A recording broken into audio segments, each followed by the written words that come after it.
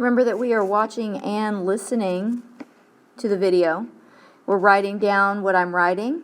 This is going to help you get all of your points. Okay, this question, you're going to do the same thing you did on the last one. You're going to start off the same way. You're going to copy down the question, and then you're going to put a box around the left, and you're also going to put a box around the right side. Pause the video if you need more time. Now on your Desmos, again, if you scroll down, you're going to see that you're going to type in. Now the easiest way to type in that fraction that's complicated is to start off, the very first button you press is a divide button. That will give you a fraction bar. And then you're going to type 5x minus 1 on top, 3 on the bottom, and then go out to the side to make sure it's plus 4. But that division will get you that fraction bar. Again, for your second line, you're going to hit that division key first to get you your fraction bar, and then you're going to type in negative 8x plus 4 over 6. Okay? So we're going to do that together on Desmos. And we can either clear our screen. You're probably going to have a new screen, so let me get to where you are. And then I'm going to do the same thing. I'm going to start off by pressing that divide key, just like I told you, so that I have my numerator and then my denominator, and then I'm going to go out to the side and do plus 4. And then again hit that divide because I've got a complicated fraction to type in, and my denominator of 6. So just like before, we're going to sketch our picture, which kind of looks like an X, and we're going to write down where they cross, which is this point that I'm making flash right here, where they cross each other. And that point is going to be negative 1, 2.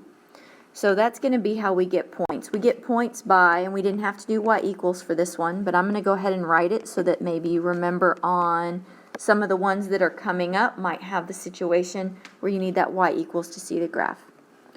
We're going to put our axis, and then we're going to put that they crossed, and they crossed at, I did not draw that accurately. Let's go take a look. Okay, so the X is crossing on that top left quadrant. That would be quadrant 2. So I need to re-sketch my graph so that it looks like it matches. So it's going to be more like that. Ooh, like that. We're going to zoom in and we're going to call that point negative 1, 2. And you can draw a little bit better if you want. So again, just like we did last time, even though this question looked really complicated, using Desmos, we're getting a point for showing that we're typing it into Desmos. We're getting a point for sketching what we see. We're going to get a point when we identify that because we're looking for x, x is the variable in the question, in a point, the x here is negative 1. You're not going to put any spaces in your answer, so next to that x, type negative 1, and there's another point. Now to make sure that you get all of your points, remember that we're going to go in and we're going to check. Since you're not doing this, solving this all the way through by hand, this is how you're going to get all of your points. And what that means is you're going to go through and you're going to plug in where it's an x, you're going to use a parentheses and you're going to put negative 1. So it looks like this. Plus 4 equals, and then what's the other side? Let's see. Negative 8 and then a negative 1. Plus 4. And on top of that is a 6. Now you already have these typed into Desmos. So all you have to do is you have to go in where it graphed it previously and just in parentheses put a negative 1 and do the same thing on the other one and put a negative 1. And did you see how you have to make sure that you close the parentheses, because if you don't, the answer isn't the same. So make sure that just where the x was, you put your parentheses and your x answer. Now, are those equal? That's the left side. That's the right side. Are those equal? Yes, that means that we did it correct. So this side right here, we got a 2. This side right here, we got a 2. Those are equal. So that means that we did it correct. Okay, and that's how you get all of your points. Now again, for those of you that would like to solve it by hand, there is another way. So I'm going to show you by hand.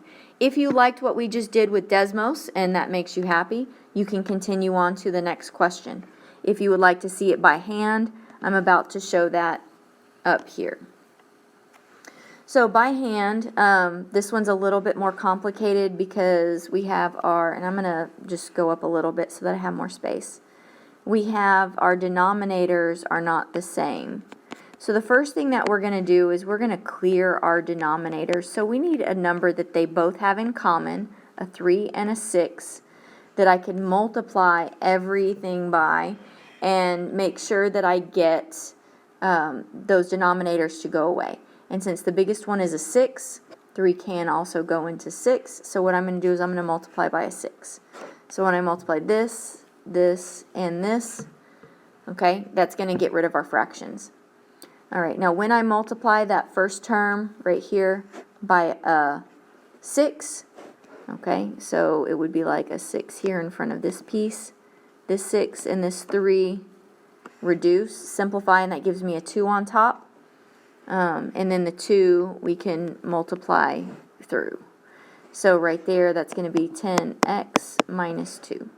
When I multiply 6 times this middle piece right here, 6 times 4 is going to be a positive 24. And then whenever I take it right here and multiply it by here, these 6's cross off. You guys like to say cancel. They simplify out so that we just have negative 8x plus 4. So now we don't have any fractions. We do, however, have like terms right here that I can combine because these are on the same side of that equal sign and they're both just plain numbers.